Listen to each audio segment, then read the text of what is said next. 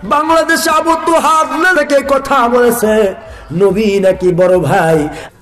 এমন স্কলার পাইছি কয় নবী নাকি বড় ভাই। আসলে নাই নবী বড় ভাই, তা নবীত কেন গেছিস রে ভাই? আমি তো নবীর যাওয়ার দরকার নাই। কেন নবী বড় ভাই? প্রত্যেকটা মুমিন মুসলমান পরস্পর ভাই ভাই, নবী আগে আছে তাই নবী বড় ভাই। নাউজুবিল্লাহ, জোরে বলেন। আমি বললাম ভাই রে নবী গেছিস, তোর বাড়ির যা তোর বাপও কাকে ক, তোর বাপও তো তোর ভাই হয়। তাহলে প্রত্যেকটা মুসলমান যদি ভাই ভাই হয়, বাপ আমার আগে আসেনি, তাহলে বাপও তো বড় ভাই হয়। বাপ যা ভাবি করে কাছ থেকে উল্টা পাল্টা ফতোয়া দিয়ে সমাজের মধ্যে অশান্তি তৈরি করেছে।